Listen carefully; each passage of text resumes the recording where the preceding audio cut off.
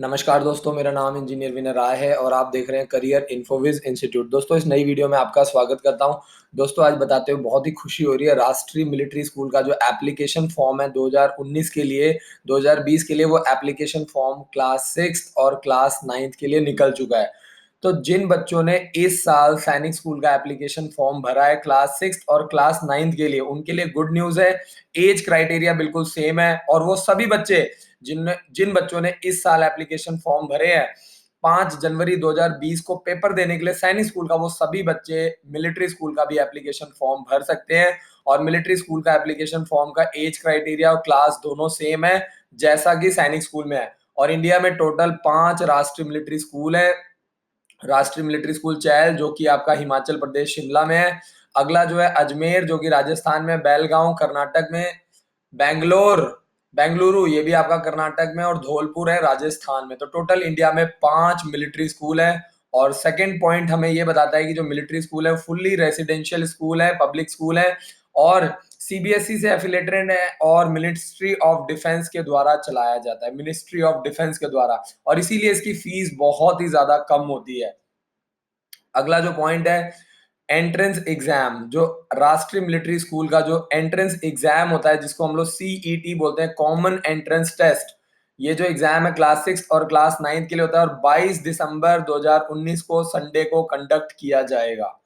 Third week of December में exam conduct किया जाएगा और इसमें क्लास 6 और क्लास 9 के लिए एग्जाम कंडक्ट किया जाएगा। अगर बात करें क्लास 6 की, तो जितने भी बच्चे 5th क्लास में पढ़ रहे हैं और एज उनकी आ रही है, वो एलिजिबल है, तो उनको तैयारी करनी है इंटेलिजेंस की, जनरल नॉलेज की, मैथमेटिक्स की और इंग्लिश की। ये 4 सब्जेक्ट उनको तैयार करने हैं। और अगर बात करें क्लास 9 की, तो क्लास 9 में हल्का सा बदलाव किया गया है। इंग्लिश के साथ हिंदी और सोशल साइंस और मैथ्स और साइंस, ये 4 पोर्शन इसके अंदर इंक्लूड किए गए हैं।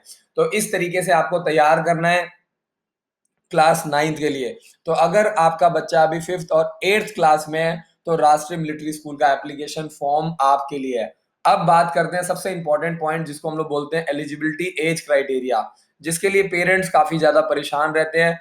तो गुड न्यूज यही है कि क्लास 6 के बच्चों के लिए एज क्राइटेरिया 10 से 12 साल है। यानी वो बच्चे जो 1 अप्रैल 2008 से लेकर के 31 मार्च 2010 के बीच में पैदा हुए हैं, वो बच्चे एप्लीकेशन फॉर्म भर सकते हैं क्लास 6 के लिए, जिनकी एज 10 से 12 साल के बीच में है। तो सेम यही एज क्राइटेरिया 1 अप्रैल 2008 से 31 मार्च 2010, ये एज क्राइटेरिया सैनिक स्कूल वाला ही है, सेम है। तो जिन बच्चों ने सैनिक स्कूल का 6th क्लास के लिए फॉर्म भरा है, वो मिलिट्री स्कूल का फॉर्म भर सकते हैं। और बात करते हैं क्लास 9 की, तो सेम वही एज क्राइटेरिया है, 13 से 15 साल। यानी 1 अप्रैल 2005 से लेकर के 31 मार्च 2007 वाले जो बॉयज हैं, वो फॉर्म भर सकते हैं। तो यानी जिन लड़कों ने क्लास 9 के लिए एप्लीकेशन फॉर्म भरा है सैनिक स्कूल का, वो मिलिट्री स्कूल का भी फॉर्म भर सकते हैं। और इसमें एक नोट दिया गया है, स्पेशल कैटेगरी डाला गया है उन बच्चों के लिए जिनके फादर आर्मी में कैजुअलिटी में यानी शहीद हो गए, मारे गए। ऐसे पेरेंट्स के लिए, ऐसे फादर के बच्चों के लिए जो है, माफ कीजिएगा, कई बार मैं इस तरह के वर्ड्स जो है प्रॉपरली नहीं ले पाता हूं, तो उनको 6th मंथ की रिलैक्सेशन जो है वो दी गई है ऐसे बच्चों की। यानी 6 महीने अगर इस एज क्राइटेरिया से ज्यादा एज भी है, तो भी वो फॉर्म भर सकते हैं और पेपर दे सकते हैं क्लास 6 और क्लास 9 का राष्ट्रीय मिलिट्री स्कूल का। ध्यान से समझिएगा, ये उन पेरेंट्स के लिए, उन उन उन पेरेंट्स के लिए जिनके फादर आर्मी में शहीद हुए हैं, ये शहीदों के लिए है और उनके लिए 50 सीटें रिजर्व्ड होती हैं अलग से। अगर हम लोग बात करते हैं एजुकेशन की, तो क्लास 6 का जो फॉर्म भरना चाहते हैं, no previous education qualification is mandatory. यानी बच्चा जो है, चाहे वो 4th में चाहे वो 5th में है, कोई भी क्वालिफिकेशन मैंडेटरी नहीं है। क्यों नहीं है? क्योंकि राष्ट्रीय मिलिट्री स्कूल जो है वो सिर्फ और सिर्फ क्रीम को टारगेट करता है, जो बच्चे टॉप लेवल के उनको टारगेट करता है। उनको ये मतलब नहीं है कि कोई बच्चा 4th क्लास में पढ़ रहा है, 5th क्लास में पढ़ रहा है, उनको मतलब सिर्फ इस बात से कि बच्चा एग्जाम क्लियर करना चाहिए। और अगर बात करें 9th क्लास के लिए, तो candidate should have passed 8th class from government recognised school before the date of admission. यानी अगर कोई बच्चा 9th क्लास में एडमिशन ले रहा है, तो वो बच्चा 8th क्लास पास होना चाहिए, तभी उसको 9th क्लास में एडमिशन लिया जाएगा। तो अगला जो पॉइंट आता है वो है मेडिकल का। तो जो बच्चे मेडिकल मेडिकल को लेके काफी लोग परेशान रहते हैं, तो इस पॉइंट से क्लियर हो जाएगा। जो भी बच्चे सेलेक्ट होंगे उनका मेडिकल एग्जाम कंडक्ट किया जाएगा। Selected candidate will have to undergo medical exam at military hospital, यानी जो भी बच्चा सेलेक्ट होगा उसको मेडिकल एग्जाम के लिए मिलिट्री हॉस्पिटल भेजा जाएगा, as nominated by the director general of medical officer medical services prior to admission, यानी एडमिशन से पहले उसको director general of medical services के द्वारा उसको भेजा जाएगा चेक करने के लिए मेडिकली फिट है या नहीं। और जो बच्चे मेडिकली फिट होंगे उनको आगे चल के एडमिशन लिया जाएगा। पांचवा जो पॉइंट आता है रिजर्वेशन की बात करते हैं, कोटा सिस्टम। 70% जो सीट्स हैं वो जेसीओ के लिए, ओआर के लिए, यानी जो आर्मी एयरफोर्स और नेवी वाले हैं, एक्स सर्विसमैन हैं, उनके लिए रिजर्व्ड है। 6th क्लास में 80 सीट्स होती है और 9th क्लास में 20 सीट्स होती हैं। 70% सीट्स रिजर्व्ड है। और 30% जो सीट्स है वो ऑफिसर्स के लिए, यानी आर्मी एयरफोर्स और नेवी के जो बच्चे हैं ऑफिसर्स के लिए, और सिविलियंस के लिए रिजर्व्ड है। और थर्ड पॉइंट ये कहता है कि 50 सीटें रिजर्व्ड हैं जो लोग शहीद हुए हैं, चाहे वो आर्मी में, एयरफोर्स में और नेवी में। और सभी पांचों मिलिट्री स्कूल में टोटल 50 सीटें हैं, यानी अगर हम पांचों मिलिट्री स्कूल को, यानी हर मिलिट्री स्कूल में टोटल 10 सीटें रिजर्व्ड हैं जिनके फादर शहीद हुए हैं इंडियन आर्मी, इंडियन एयरफोर्स और इंडियन नेवी में। और यहाँ पे नोट दिया गया है 15% सीट्स रिजर्व्ड हैं एससी वालों के लिए, 7.5% सीट्स रिजर्व्ड हैं एसटी वालों के लिए।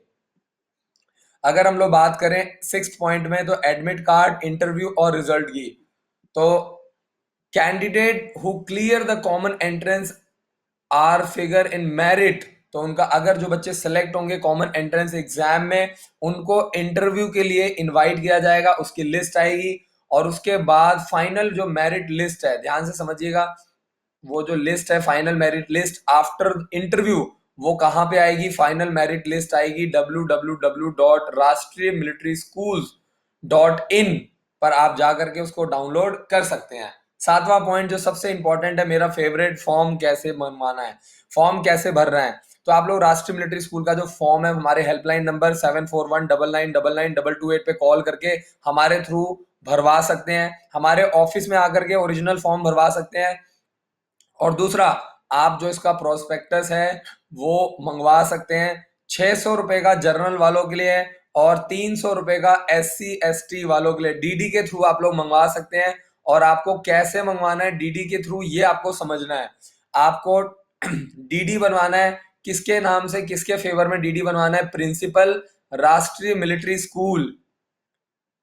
मिलिट्री स्कूल के नाम से आपको बनवाना है। All applicant will be routed through Rashtriya military school only.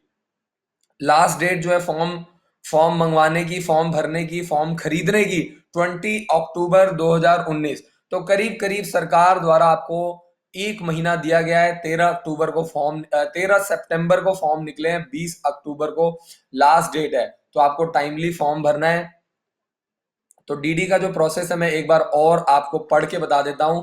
आपको डीडी बनाना है 600 रुपए का अगर आप जर्नल हैं, और अगर आप SC ST हैं तो आपको 300 रुपए का डीडी लेना है और डीडी आपको बनाना है। और बैंक में जाकर के डीडी का सारा प्रोसेस आपको पता लग जाएगा। हमारे हेल्पलाइन नंबर पे कॉल करके भी आप जानकारी ले सकते हैं। प्रिंसिपल राष्ट्रीय मिलिट्री स्कूल के नाम से आपको डीडी बनाना है उसके फेवर में, और एक हफ्ते के अंदर आपके घर पे एप्लीकेशन फॉर्म आपको मिल जाएगा। आगे बात करते हैं इंपॉर्टेंट इंस्ट्रक्शन। ये 8th पॉइंट है। जो लोग गलत तरीके से फॉर्म भरवाते हैं उनके लिए मैसेज है, स्ट्रॉन्ग मैसेज है।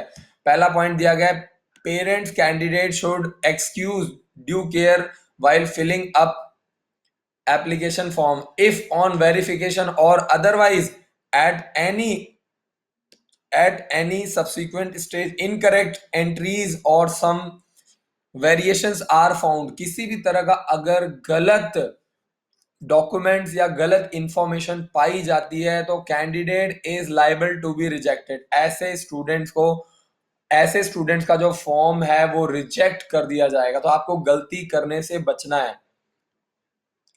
दूसरा जो पॉइंट है, verification of eligibility condition with reference to original documents will be done during admission. Form तो आप भर लेंगे, लेकिन जब ओरिजिनल डॉक्यूमेंट्स मंगवाए जाएंगे उसके आधार पर ही एडमिशन किया जाएगा। तो हो सकता है कि आपका बच्चा रिटर्न मेडिकल सब कुछ क्लियर कर दे, लेकिन आप जो गलत डॉक्यूमेंट बनवाते हैं 2 नंबर में, उसकी वजह से आप एंड में फंस सकते हैं, आपके बच्चे की जिंदगी खराब हो सकती है। तो गलत काम मत कीजिए।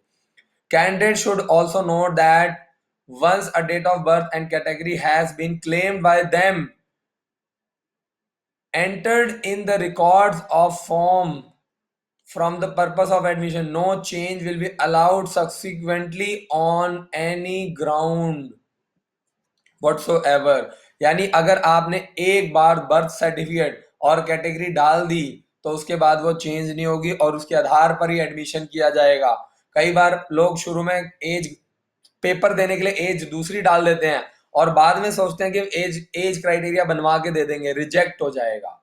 कई बार लोग डिफेंस कैटेगरी डाल देते हैं, बाद में बच्चा सेलेक्ट हो जाता है, तो जब मंगवाया जाता है कि आर्मी का सर्टिफिकेट लाइए, तो बाद में उनका फॉर्म रिजेक्ट हो जाता है क्योंकि उनके पास सर्टिफिकेट होता ही नहीं। और ये 5 राष्ट्रीय मिलिट्री स्कूल के कॉन्टैक्ट नंबर आप लोगों के लिए हैं, कॉल कीजिए, इनको बार बार फोन कीजिए, सवेरे 9 बजे से लेकर शाम को 5 बजे तक फोन कीजिए बार बार, ताकि अधिक से अधिक जानकारी आपको मिले। और आशा करता हूं कि आपको मजा आया होगा। और इस वीडियो को मैं वाइंड अप करता हूं, समराइज कर देता हूं कि राष्ट्रीय मिलिट्री स्कूल के एप्लीकेशन फॉर्म निकल चुके हैं क्लास 6 और क्लास 9 के लिए। तो जो भी बच्चे फॉर्म भरना चाहते हैं, क्लास 6 में 80 सीट्स और 9th क्लास में 20 सीट्स हैं, जल्दी से जल्दी फॉर्म भरिए। 20 अक्टूबर लास्ट डेट है और 22 दिसंबर को एग्जाम कंडक्ट किया जा रहा है, 22 दिसंबर को संडे को। और आप हमारे यहाँ क्रैश कोर्स ज्वाइन कर सकते हैं 2 महीने का, नवंबर और दिसंबर में 2 महीने का क्रैश कोर्स चलाया जा रहा है और 3 महीने का क्रैश कोर्स 1 अक्टूबर से 22 दिसंबर तक चलाया जा रहा है। तो आप तैयारी कर सकते हैं। और सबसे अच्छी चीज ये है कि सैनिक स्कूल और मिलिट्री स्कूल दोनों का एज क्राइटेरिया सेम हो गया है, तो जिन बच्चों ने सैनिक स्कूल का फॉर्म भरा है वो मिलिट्री स्कूल का भी एप्लीकेशन फॉर्म भर सकते हैं। Thank you so much for watching this video. जय हिंद, जय भारत।